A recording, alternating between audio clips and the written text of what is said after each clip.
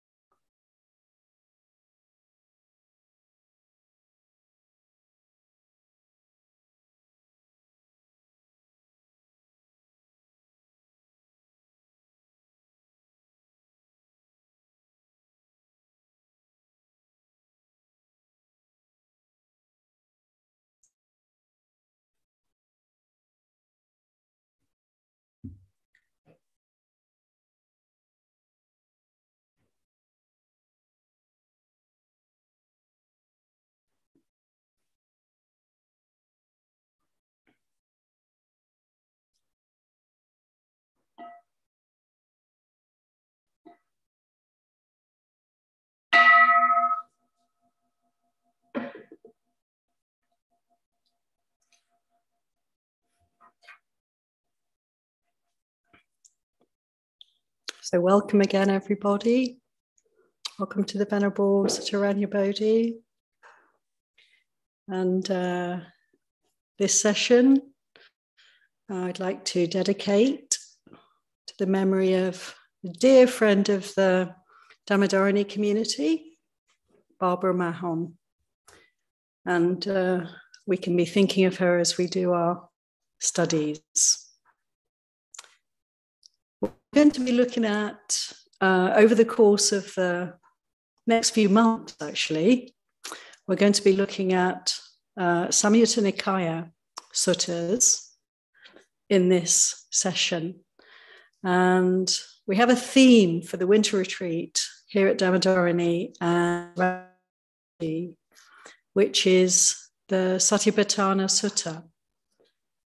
And so on the Tuesday evening sessions, I hope to explore this sutta in Majjhima Nikaya, Majjhima number 10, the Satipatthana Sutta itself. And in these Sunday sessions, Ayya Suwijana very helpfully suggested that we look at the Samyutta, the Satipatthana Samyutta, which is a whole chapter of the Samyutta Nikaya, where the theme is Satipatthana. So we can begin. We've started already in our morning sessions to look at some of these suttas, and we have got up to number 4. In Samyutta Nikaya, this is Samyutta Nikaya 47, chapter. It's in the 5th volume, the great book.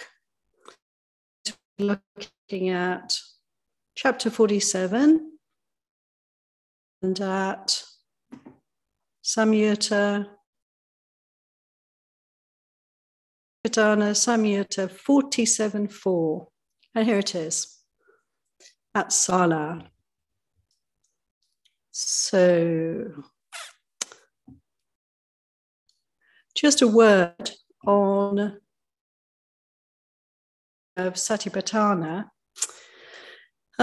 Sati, as we all know, means mindfulness or recollection or remembering. And patthana or upatthana has a sort of 2 possible meanings, depending on how the word is divided in Pali. But we can take it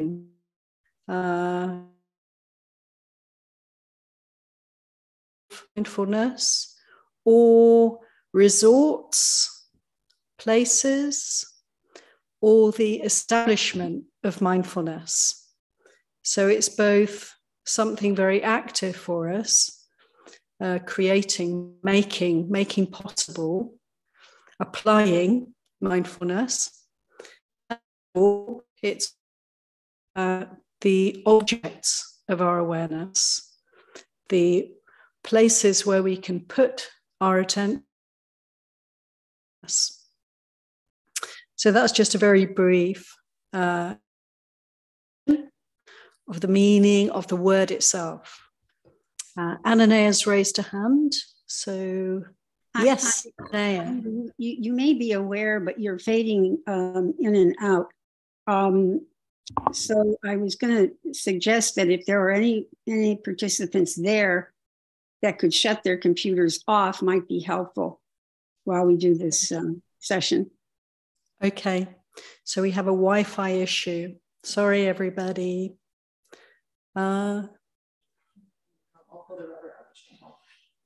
So Samaneri Tavira is on the case. Thanks so much, Ananea. Inequality control issues, please keep us posted. Okay, so let's begin by looking at this sutta, which is called Sala Sutta, because the teaching took place at a place called Sala, a Brahmin village in the land of the Kosalans. Let's begin. At one time, the Buddha was staying in the land of the Kosalans near the Brahmin village of Sala. There the Buddha addressed the mendicants. Those mendicants who are junior, recently gone forth, newly come to this teaching and training, should be encouraged, supported, and established in the 4 kinds of mindfulness meditation. What for? Please meditate, observing an aspect of the body, keen, aware, unified, with minds that are clear, immersed in samadhi, and unified, so as to truly know the body. Meditate observing an aspect of feelings, keen, aware, at one, with minds that are clear, immersed in samadhi, and unified, so as to truly know feelings. Meditate observing an aspect of the mind, keen, aware, at one, with minds that are clear, immersed in samadhi, and unified, so as to truly know the mind. Meditate observing an aspect of Dhamma, keen, aware, at one, with minds that are clear, immersed in samadhi, and unified, so as to truly know principles, to truly know Dhamma. So we'll just have a little pause there. That's a lot already. What a wonderful meditation instruction. And indeed, it's not just a meditation instruction, is it? Because here the Buddha's saying, people coming into this life, the holy life, or coming into the path of practice, as taught by the Buddha, this is what it entails. This is what we want to be doing. This is how we want to develop. So I welcome any comments, thoughts, reflections at this point.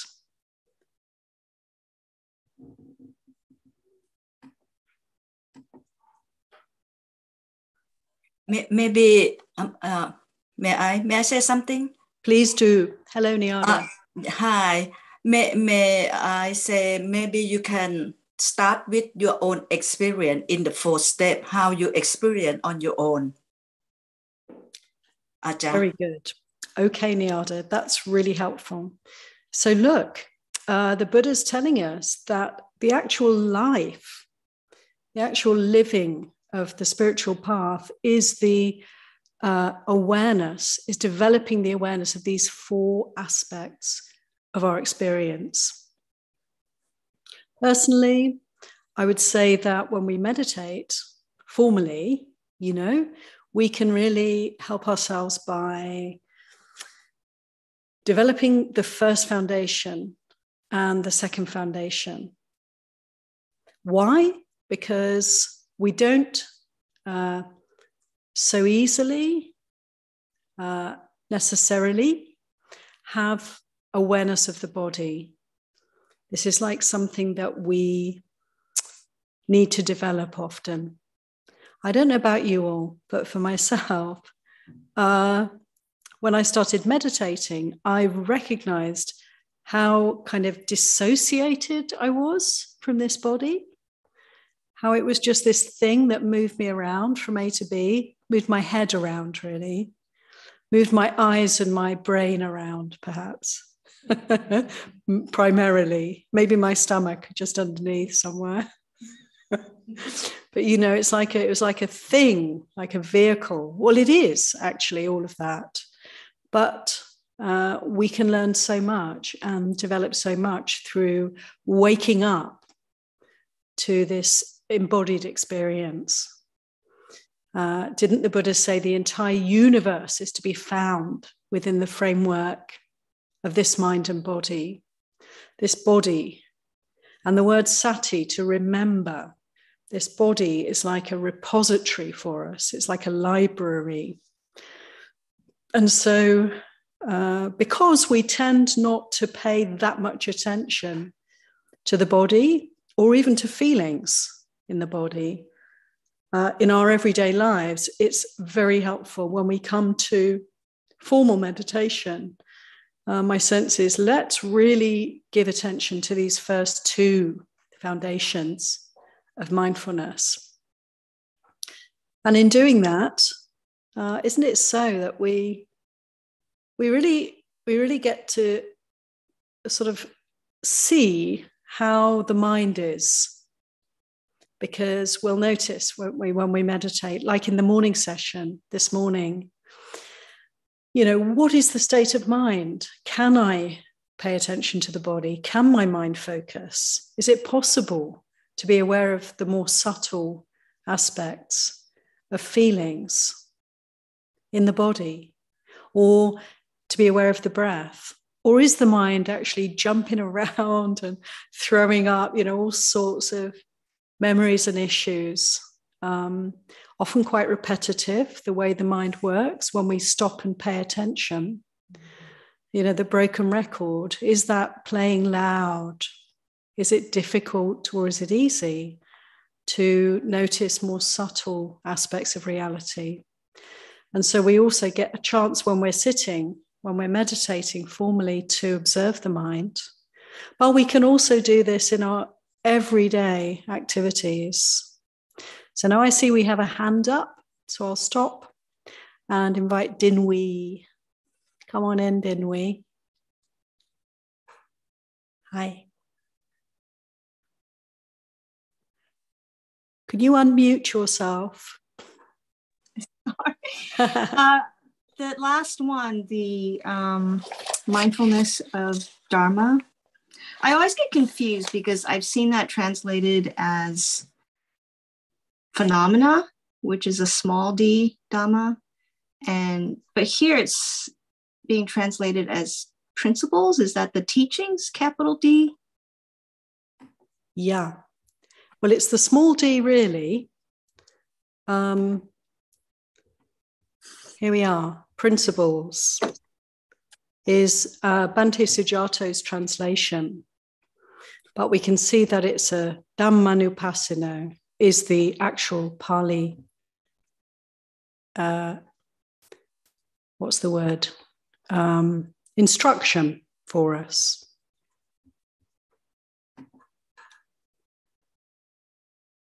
Anything else on that, Dinwi? So the translation is phenomena. All phenomena, basically. Well, yeah, this is a translation. I mean, we can translate this word in all sorts of different ways. It's a really great translation because I think it really covers the meaning in this context of the word Dhamma. Dhamma, with a small d, means thing or things. You know, it's just a simple word. It's like a descriptive. But in the context of the Satipatthana Sutta and of this teaching, it's really like, you can say, there are these four foundations. So we have body, feelings, mind or mental states, and then this other one, this fourth one, the Dhammas. And so it would really seem that this is referring to mental phenomena. And people will translate this sometimes as simply as thinking. When we look at the Satipatthana Sutta, as we will over the weeks ahead, there are actually a number of different categories within this foundation, within this aspect of our experience. So, for instance, the Buddha talks about the 5 hindrances, the 7 enlightenment factors as aspects of Dhammanupassana. But the simple practice for us on a moment-by-moment basis is what? You know, what can we be aware of in this regard? We can be aware of thinking. You know, we can be aware of the mental constructions that are going on. The fact that thought is linear, It's one thought after another.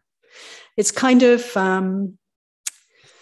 initially at least, and probably for many of us, we have the experience of the kind of wild nature of this aspect of our experience. Like the monkey jumping from branch to branch. Thoughts will come, thick and fast, and quite kind of almost random sometimes. Sometimes we'll have a fixed groove of thinking. Sometimes we'll have all sorts of thoughts coming up when we sit and meditate. It's almost like we're inviting the mind to declutter, aren't we? And so the Dhammanupassana can be an experience of just looking at this extraordinary flow. And we have the opportunity then to really understand certain things about it, which are such as that it's conditioned, that there's cause and effect operating here, that it's not really personal, and so forth, constantly changing. So Dhamma in this context, I would say you can translate, in whatever way works for you. It's great to look up in a Pali dictionary the meaning of the word Dhamma. That's a very helpful exercise. I recommend all of you to get a Pali dictionary online. You can get these apps on the phones. I have one and it's brilliant. You can look up words just like that and see. But the literal meaning of the word Dhamma is thing. I have a question in the room from Patipada. When the Buddha talks about experiencing the body as body, if we tune into just one of our senses, like, can you hear her? When the rains and the storms have been coming night after night, just using the sense of hearing, trying to hear, can I hear a drop of rain on a leaf or on the ceiling or in the grass? The unifying of just that one sense alone requires such focus and concentration. And so when you're talking about the four foundations, there is so much in just every single one of these, because every single sense in the body has that multiple levels of awareness. So the intensity of awareness can increase with practice throughout our life. And when do we actually get to when it's totally unified? It's a lifelong practice to get there. So it's quite complicated, isn't it? Well, that's very interesting. Okay, thank you, Patipada, very much for that reflection. Did you all hear that okay? Yeah?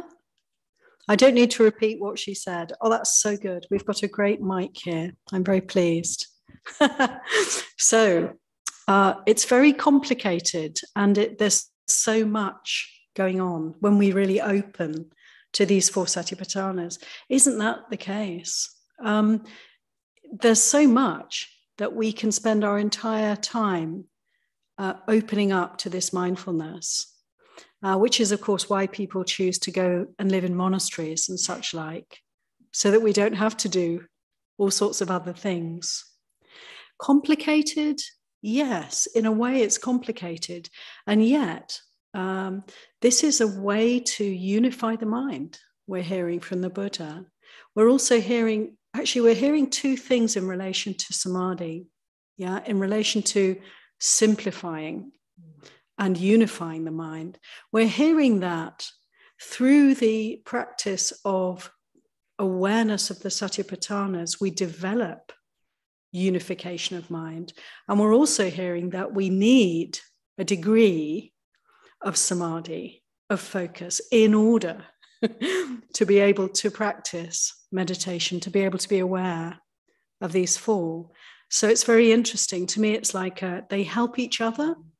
The focusing the mind, directing the mind, putting energy into paying attention in a particular way, developing samadhi strengthens our awareness, our mindfulness, and also our mindfulness will strengthen our samadhi.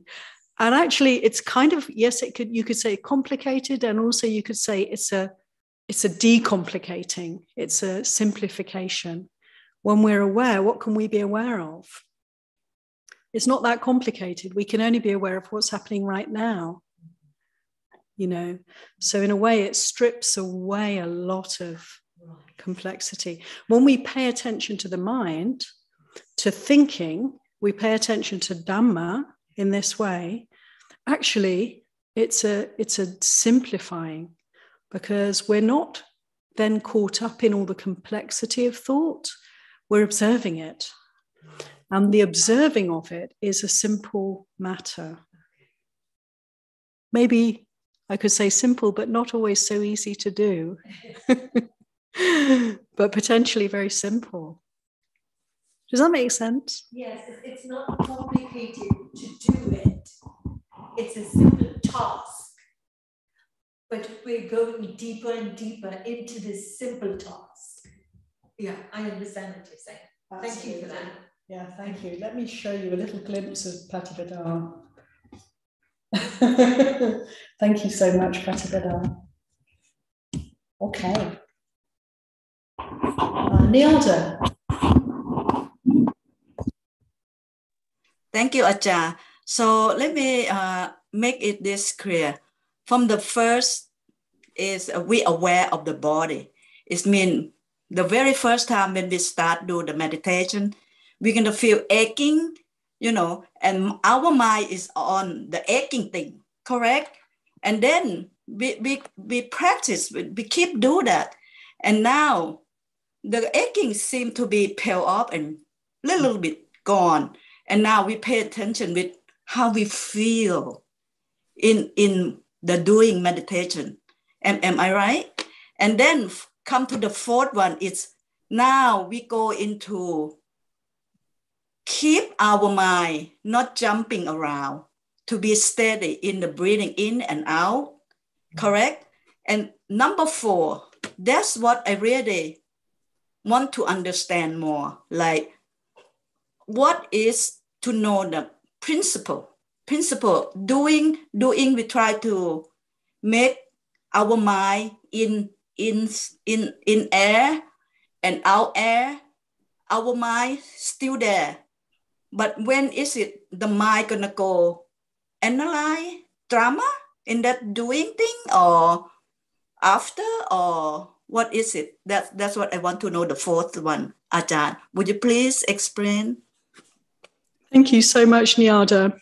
I'm hearing a question, and I'm also hearing a wonderful reflection from you, which is a sense of a kind of gradual process.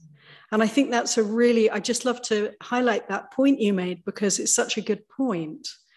So we can see, if we come back to the teaching, that the Buddha is actually giving a sequence here. And we can note that, in every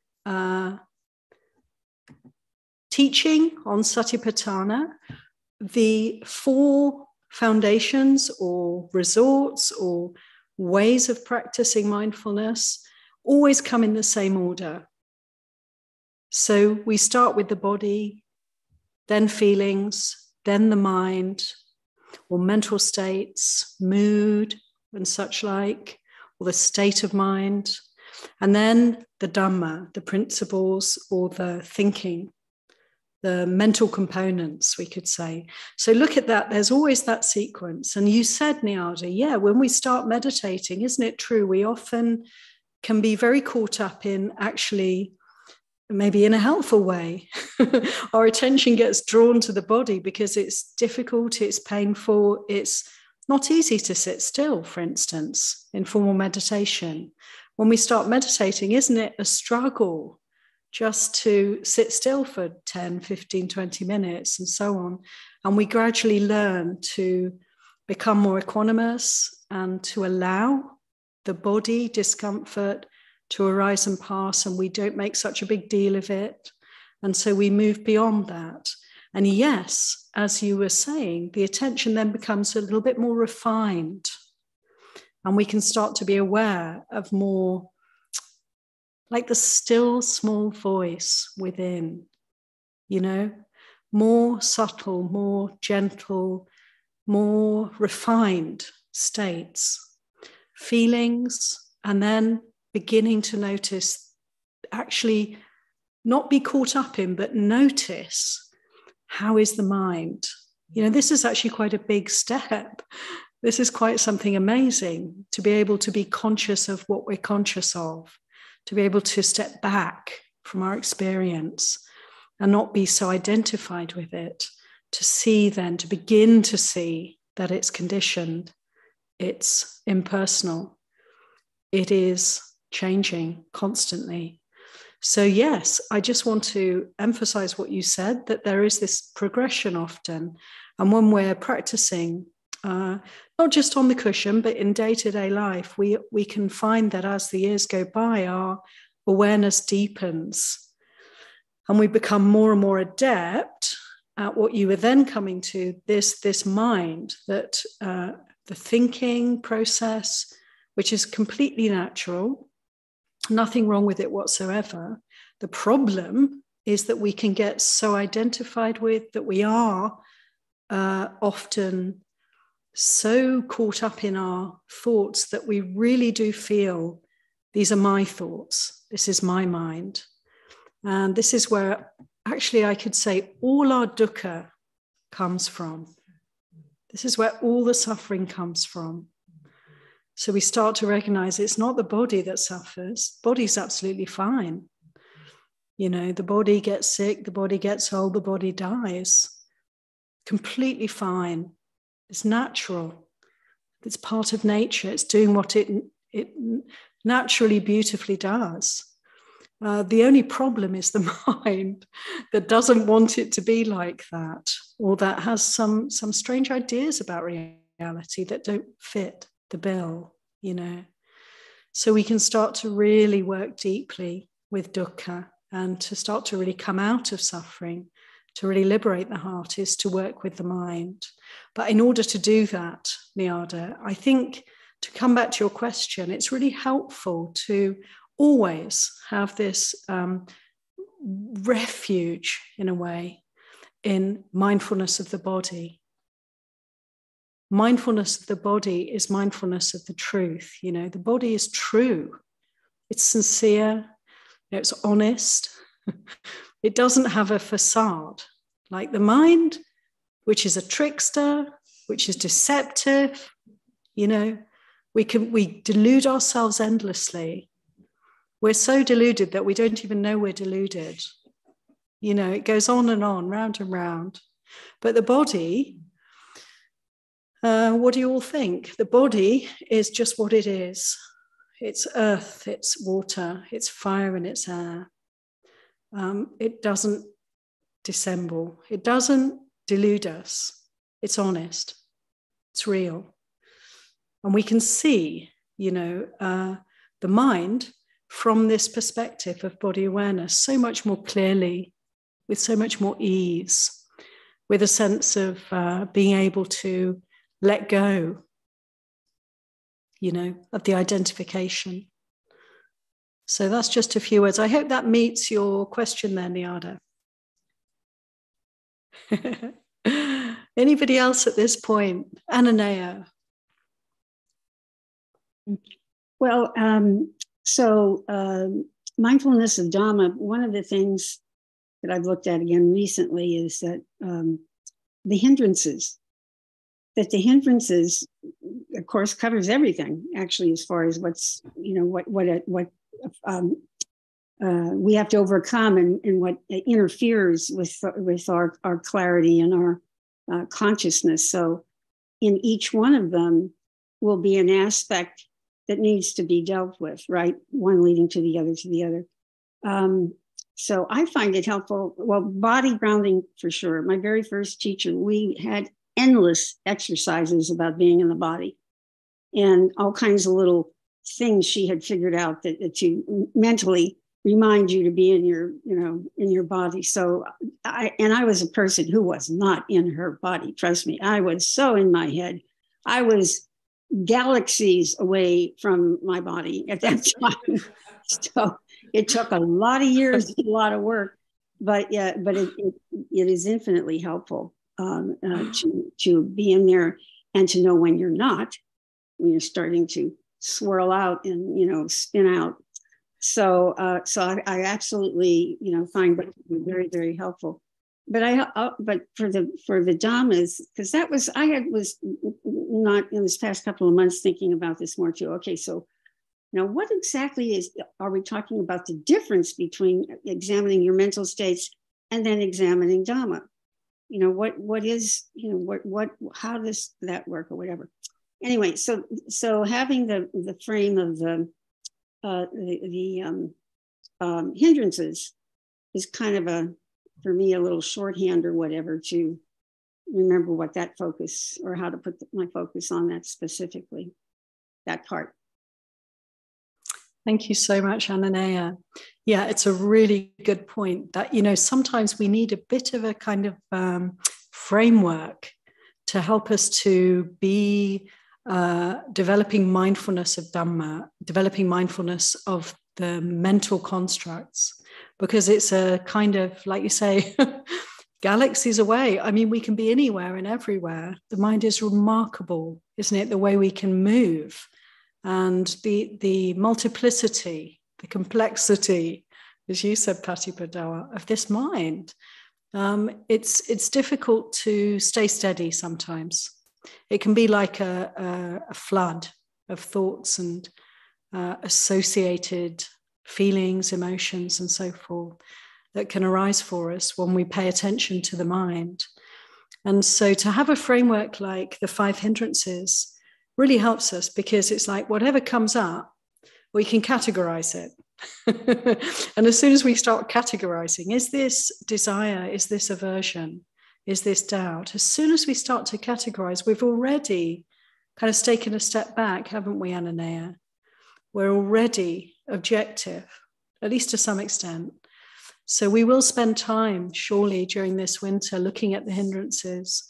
This 4th section of the Satipatthanas, this 4th foundation, they're a very important part of our developing mindfulness of Dhamma. And very fortunately, Ayya Suwijana gave a great talk on Tuesday last week about the 5 hindrances. And she picked this topic because we can understand that we need to have a handle on the mind in order to begin to meditate at all. So just as I was saying, we need a certain degree of samadhi. We need a certain degree of stillness in order to be able to begin to contemplate in this way. And so Ayya Suwijana, because of this, she gave us the teaching on the 5 hindrances so we can consider them as we're meditating, as we're trying to pay attention to the 4 Satipatthanas. Notice what stops it. Notice what gets in the way for us. Notice any obstacles that arise. And we can categorize them, yes, into the 5. Just very briefly, desire, sense desire, aversion, these 2. And then restlessness or sleepiness, dullness, and doubt. And it's really wonderful, isn't it, Ananaya, that every single mental obstacle that arises for us can be basically not just mental, but also physical obstructions to our practice, can fit into one of those 5 categories. Talk about simplicity. Talk about the ability to make the complicated simple. This is one the Buddha's teachings in so many ways help us to tease out and simplify. And this is a great example of this.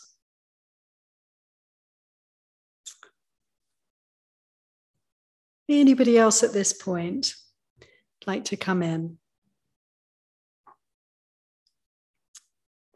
Okay, let's go back to the sutta.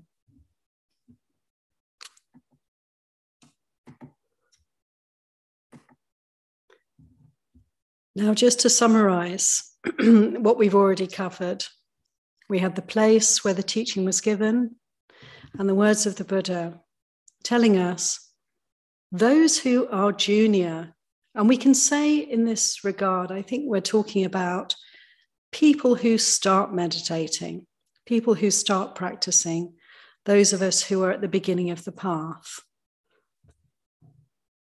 They should be encouraged, supported, and established in the 4 Satipatthanas: body awareness, awareness of feelings, awareness of mind or mental states, and awareness of Dhamma or principles or phenomena, mental phenomena. They should be keen, aware, at one, with clear minds, immersed in samadhi, that is, one-pointed, focused, and unified, so as to truly know these 4 resorts. There's so much there, but I think let's continue and see what the next passage has for us. The Buddha goes on. Those mendicants who are trainees, who haven't achieved their heart's desire, but live aspiring to the supreme sanctuary, they also meditate, observing an aspect of the body, keen, aware, at one, with clear minds, immersed in samadhi and unified, so as to fully understand the body. They too meditate, observing an aspect of feelings, keen, aware, at one, with clear minds, immersed in samadhi and unified, so as to fully understand feelings. They too meditate, observing an aspect of the mind, keen, aware, at one, with clear minds, immersed in samadhi, unified, so as to fully understand the mind. They too meditate, observing an aspect of Dhamma, keen, aware, at one, with minds that are clear, immersed in samadhi and unified, so as to fully understand Dhamma. So there we have a little bit of repetition. I actually personally love the repetition that we find in so many suttas, because it's really for me like an emphasizing and a kind of, also it's a simplifying. How many times do we need to hear the same things? Personally, pretty much every day, I need to be reminded of the basic teachings in order to train the mind, in order to direct the mind toward Dhamma. And so for me, the repetition is a very beautiful thing, actually. It's poetic, it's emphasizing again and again, like how we take the 3 refuges 3 times, how we pay homage to the Buddha 3 times. Why? First time, we're kind of arriving, maybe. Second time, we're just about landed. We're just beginning to be here. And the third time, we might actually be present. So it's a bit like that for me. So excuse me, but I'm going to probably just keep repeating in these sutta studies wherever there's an opportunity to do so. But what we're really hearing here is that it's exactly the same, isn't it? It's exactly the same teaching. It's exactly the same practice. And I think that's a really important point for us to consider. So whether you're a beginner, you've just started meditating, it's your first time, you're not really sure what you're doing, but you're going to give it a go, or whether you've been meditating for your whole life, for most of us, for your whole adult life, but you're not yet, you're aware that you're not actually yet fully liberated, but you are surely on the path. For such a one, the teaching is precisely the same. So I'd like to invite any comments, reflections, questions at this point.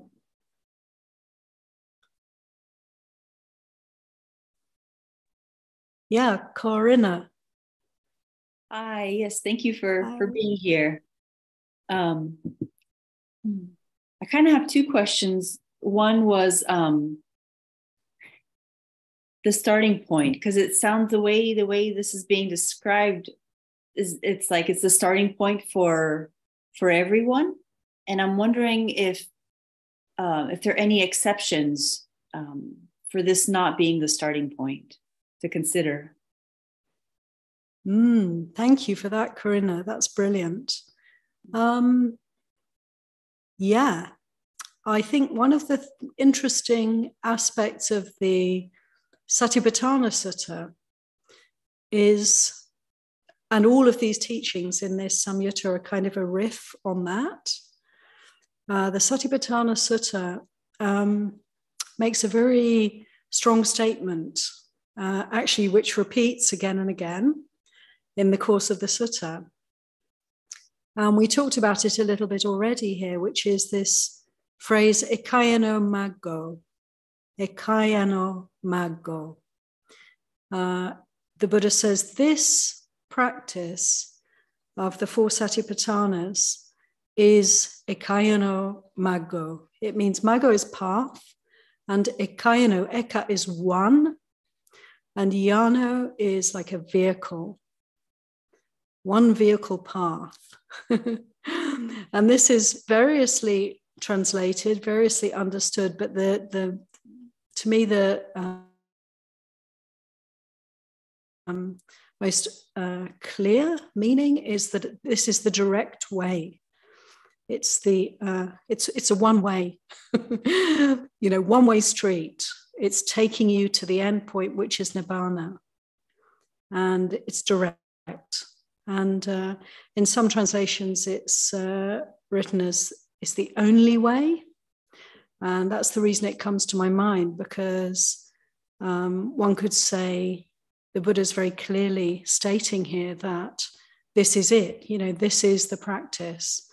Having said that, I think the best translation is that this is the direct path.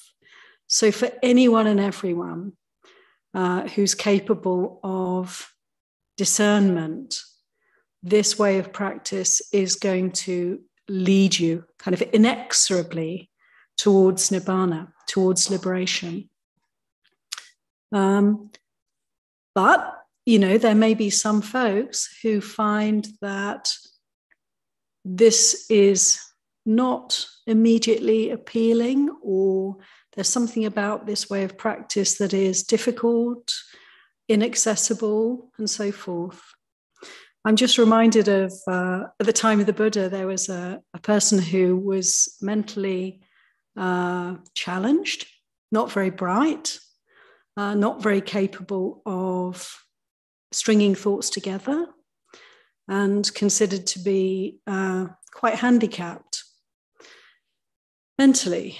And the Buddha gave him a practice, which wasn't the four Satipatthanas. He got him to take a piece of cloth, and he said, okay, see if you can do this. He gave him a piece of cloth, and he asked him to just rub the cloth. And that was his practice. And he could do that. And through doing that, actually, this person became fully liberated. He had insights. He had all sorts of realizations as the cloth became more and more filthy as he's rubbing the cloth. But what's really interesting about this practice is that it kind of, to me, it does kind of, you could say, incorporate the Satipatthanas, but it's in a different way. The teaching was given in a very different way. And he's just using touch and movement and awareness of that, presumably. In the four Satipatthanas, we're aware of touch, we're aware of movement, we're aware of the body in a more maybe open and general way. But one could take almost anything, my sense, as an object of meditation and make progress on the path. Because it's that quality of, as it's saying in this sutta, let's just have a look again. It's quality or qualities of keenness, awareness, oneness, having a clear mind, immersed in samadhi, which I would say is, it's ekagata citta, is the Pali. It means one mind with thoughts concentrated on one object. This is how we're invited to practice the four Satipatthana. And I would say probably in any practice, this is what is developed.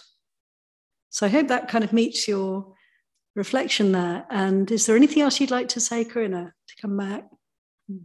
Yeah, just thank you. Thank you for that explanation. And it actually goes into my next question exactly. So my reply a little bit to this, to what you said was, gratitude, thank you. But this idea of, if I really go into something, I find everything else in it. So I'll say that. And then my second question was kind of like the same question. In the sutta, this is where I'm being a little mathematical or something, but it says, it doesn't say the body, it says an aspect of the body. And that for some reason that really means a lot to me, like an aspect of feeling, an aspect, because that tells me like how broad my lens needs to be. And because again, if I go into one thing, I can find everything else in it. And sometimes I have trouble like not knowing when to move on. Like I can start with the body, and within the body, I'll find everything else. And so it's not a very clear question, but maybe that's my response. Thank you so much, Corinna. That's really beautiful, actually, that you bring in this aspect of the teaching of it's the body in the body, or aspect of the body, aspect of the mind, of feelings, of Dhamma. That's really wonderful to highlight that. And thank you for sharing also that for you that works, the sense of perhaps focusing in. If we talk about the body, the whole body, that can be kind of overwhelming. A bit like Patibhadaya, you're saying it's so much. The four Satipatthanas is so much. Yes, it's the entire universe. But do we, can we open to that, or do we need to actually do, as the Buddha's telling us, have a kind of way of practice, which is to focus, to become one-pointed. It kind of leads on to the question of samadhi and vipassana, because samadhi is required. We hear this again and again in relation to the four Satipatthanas. It's like we want to be developing one-pointedness. And through that one-pointedness, our mindfulness, yes, it kind of strangely opens up too, doesn't it, Corinna? Because the more you focus in, the more you see, the more you can be aware of. So it's almost like the focusing itself is opening up, revealing, unfolding, And so I do see that it really is an important point, and that for many people, there needs to be, rather than trying to consider the whole body, to come to one thing like the breath or some part of the body that works. It is one thought at a time. It is one feeling at a time. Can we really be present for that? And in this way, keep developing samadhi, keep developing focus. It's really helpful. And it truly are being directed to see aspects, foundations. For some people, it works to open wide. Having said that, just not to disconnect with anybody who might have a different kind of experience. For some people, it's really like meaningful to feel the whole body, the entire body, breathing, for instance. That can be an experience too that can be very helpful. Depends on the person. Yeah, it depends on me too, in terms of where my mind is and how it changes and how you get more subtle over time. Yeah, it's just like looking what can I actually hold on to, what can I bite into, and the body it's too big of a bite. Yeah, totally hear you. I mean, personally, I focus right in, on aspects of the breath, and so it's really relatable what you're saying. Let it be whatever it is for anybody. It's like when we are invited to pay attention, to be mindful of the body, just see what happens. See where the mind goes. We can't go wrong. It's like there's nowhere we can go within this framework of the body that is not okay. And that's a wonderful thing to be aware of. It's like, however tiny or however great, it doesn't matter. It's just what works for you. How does the mind work in this case? Thank you, Corinna, very much. Okay, actually, Marilyn had a hand up first, and then Linda, and then Niada. Okay, Marilyn. I just wanted to thank you, Aya, when you said how many times just to go back over the same Dhamma teaching over and over, because that was my immediate thought. And then I thought, oh, I'm really slow at this because I have to hear it over and over.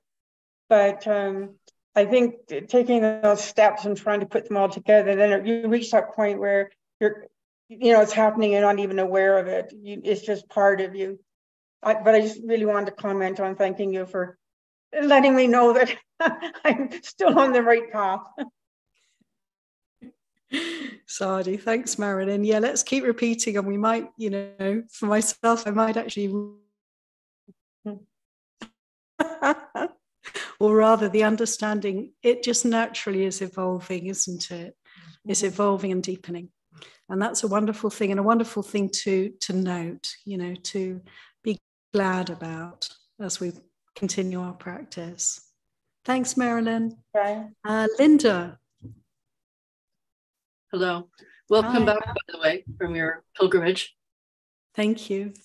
And you mentioned one vehicle, and I'm trying to think, is it Akiana? Is the one vehicle? Like, I'm thinking of the Lotus Sutra. I heard it from that. I just didn't realize that was mentioned in earlier scripture as well.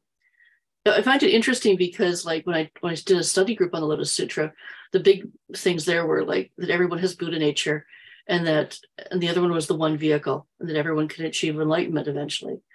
But then I found out that there was earlier scripture on Buddha nature, and now I'm finding there's earlier scripture on the one vehicle. So it's kind of like detracting from the Lotus Sutra in the fact that that was like the big news in the Lotus Sutra, and it's like, yeah, but it was here it's been here before, like this brought forward. So I thought that was really interesting. That's the second time I've seen where it's gone back and, oh, this was talked about earlier, and this was put in the one of the latter, I think the last scripture that there was. But so I didn't realize that. The other thing was about you mentioned about the body, and I don't know, like, I'm normally doing Mahayana Buddhism, but when you do shamatha, you're doing a body scan, you relax the body in parts. You start usually with your toes, work your way up, and then you get all the anxiety or stress out of your body before you start meditating. So is that talked about at all in the Pali scriptures? Or, I mean, as far as like doing some kind of a relaxing kind of exercise before you actually start meditating, like especially for a beginner, but it's probably something everyone should do before they sit down on the cushion, is making sure that all the stress and anxiety is out of the body. So that's not a detractor from meditation. Just wondered if that was in there somewhere or not, or do they not mention it? Thanks, Linda. Yeah, just to come back to your first point, oftentimes the teachings that we find in Mahayana, you can trace them back to Theravada. And that's not surprising, is it? Because Theravada's going right back to the time of the Buddha. But it is interesting when that happens, we can see, oh, yes, we can trace it back. And it's really wonderful to see, to come back to the root teachings and to see then how they've developed in the Mahayana traditions. And your second point about feeling the need to relax and de-stress the body before meditation, not really. Don't really find that so much in the teachings. More a sense, Linda, of the meditation itself as the way to remove, reduce stress, to relax the body. That mindfulness is the means to release tension, to release stress, both physical and mental. And so I would say it's kind of all incorporated in the meditation practice. But I mean, whatever works for you, because if you find that to sit and start meditating is difficult because the body is tense and needs something different to relax it, then to get up and do whatever it is also part of the practice, right? So you can mindfully walk or do some yoga, stretches, or whatever it might be, and consider that to be a good preliminary practice before sitting still. Honestly, it's, very much, again, as I said before, in relation to mindfulness of the body, it's like you can't really go wrong because whatever posture we assume, that's a springboard, that's a place of mindfulness for us. We can be aware of that. And so meditation isn't just sitting on a mat, it's every kind of posture, every kind of bodily practice that we need to do, like eating, defecating, urinating, and so forth. And always we can be observing the mind in any situation. So in this regard, it's all practice. But Linda, for you, whatever helps you to sit still comfortably, to meditate, if that's useful for you, then to do those preliminary practices, wonderful. Yeah. I would think that there was probably, those were added along the way, these helpful hints and how to work it for you, or what's, what if you're having trouble here, try this. And there was just something that was added. I had a feeling it was more modern. And I don't know how much instruction they were giving back at that time, as far as, if people were having trouble doing it or had issues with it and what they were told to do. So we may or may not know what that was. But so, I just thought I'd mention it because I thought that was more something that was, I didn't know if it was written down though, or like you don't know where it came from. It's just something you were told by a teacher. So you sort of think it was maybe from scripture, but you don't know if it's just something that was added along the way. Yeah, totally. Thank you, Linda. Thank you. That's great. Thanks for those reflections. Niada. Thank you, Ajahn, for opportunity. I try to make it clearly by listening to you all. I don't know, doing meditation, did you bring the thinking of Dharma in the meditation? Because from my experience, that allowed me to share my experience. Because every time when I do meditation, I try to keep my mind in breathing in and out, nothing else, not even the solution of Dharma. And when I keep do that, often I've been doing this for 10 years now, and the result of try to keep my mind on the breathing in and out without gone somewhere else, not a bit, not even one. And I use technique, count 1 to 100. And from 100, I count down to 1 and up and down, So if I seem to be lately, because I'm more practice, I kind of my mind stay on the number up and down without gone to somewhere. But the result outside doing the meditation is great result, because my mind still kind of like calm. Whatever the voice, the word is not good to come to me, or the act is not good to come to me, I have a pause. I have kind of like, I calm, I take it and have a thought. It's kind of like go inner. You know, my mind kind of like go inner and control the inner, not express out. Like, you know, usually before I do more practice, if the word bad out, it probably the word like garbage in, garbage out, something like that. But that is no longer. It's kind of like the more I keep my mind in number without my mind go a bit somewhere else, is the more that I can take everything out, you know, in the world. Mm-hmm. And, you know, and the drama, the teaching come out of doing, out of not the time that I do meditation, because the meditation, I only focus on my breathing in and out. I mean, I try to make my mind in one. When it's more like successful, it's kind of like give me a great result. And I see things well. I see it's a time for me to let go. And finally, I'm going to go let go my lay life. I'm going to go do my monastic life. That's for sure. That's what the great result for me.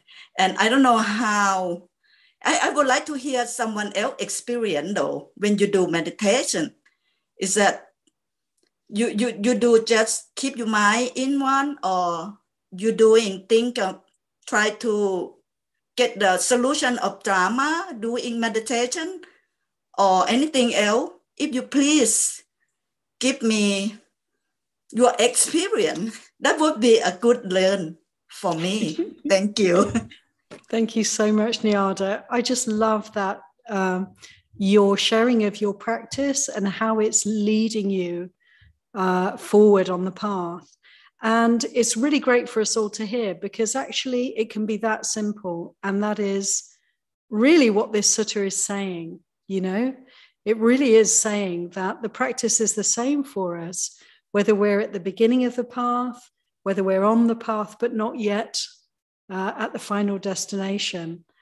And I'd like actually, if it's okay, because we have limited time, I'd like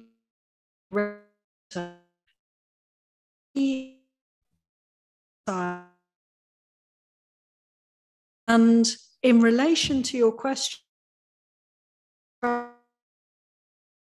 for another time, but I do hope that in the course of these sessions we'll be able to hear from other people too, how they practice the 4 Satipatthanas, which aspect or aspects works for them.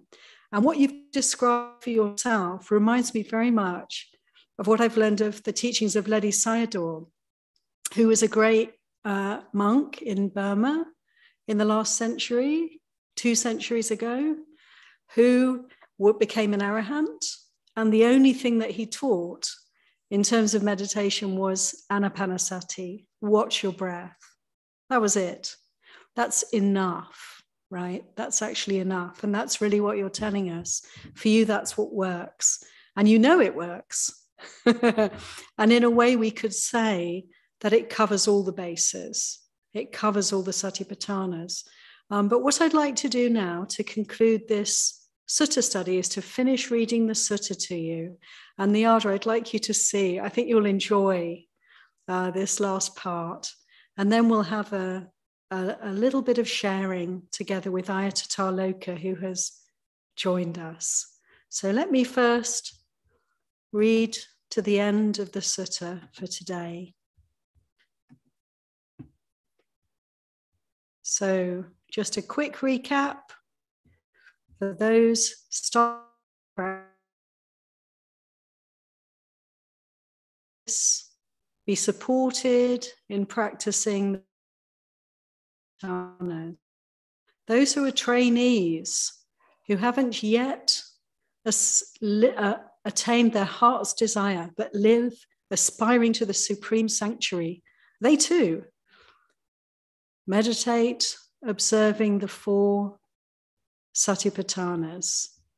And to continue now, the Buddha went on to say, those who are perfected, who have ended the defilements, completed the spiritual journey, done what had to be done, laid down the burden, achieved their own goal, utterly ended the fetters of rebirth, and are rightly freed through enlightenment.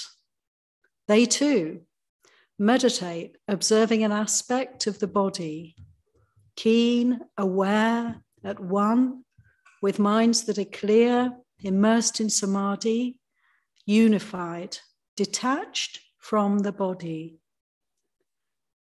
They too meditate, observing an aspect of feelings, keen, aware, at one, with minds clear, immersed in samadhi and unified, detached from feelings. They meditate, observing the mind, keen, aware, at one, with minds that are clear, immersed in samadhi and unified, detached from the mind. They meditate, observing an aspect of principles of Dhamma, keen, aware, at one, with minds that are clear, immersed in samadhi and unified, detached from Dhamma, detached from principles. Buddha goes on. Those mendicants who are junior, recently gone forth, newly come to this teaching and training, should be encouraged, supported, and established in these 4 kinds of mindfulness meditation. So what a beautiful ending. And I just want to make the point, the obvious point, that the teaching, the practice, the 4 Satipatthana practice is the same for all, whether we're beginners, whether we're on the path, or whether we've come to the end of the path and we're free from all suffering. Still, this is our place of mindfulness.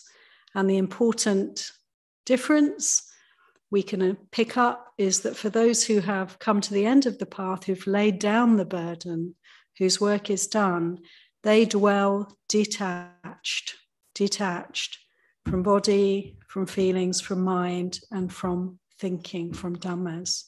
So I leave that with you to contemplate. Wonderful teaching, as always, of course, with the Ini Sutta. There's always so much, isn't there, for us? So let's continue to benefit from this teaching. And we now have a little bit of time for those of us who are close to the Dhammadharini community. We have just recently lost a very dear friend, Barbara Mahon, and who died quite suddenly, really, a little bit unexpectedly, although of course we know that such things are always a possibility. But she passed just a few days ago. And so it's a time maybe for those who knew her well, all of us who loved her, to just be able to bring her to mind, share the blessings of our practice with her, and to be together in celebrating her beautiful life, beautiful heart, and the blessings that she gave. So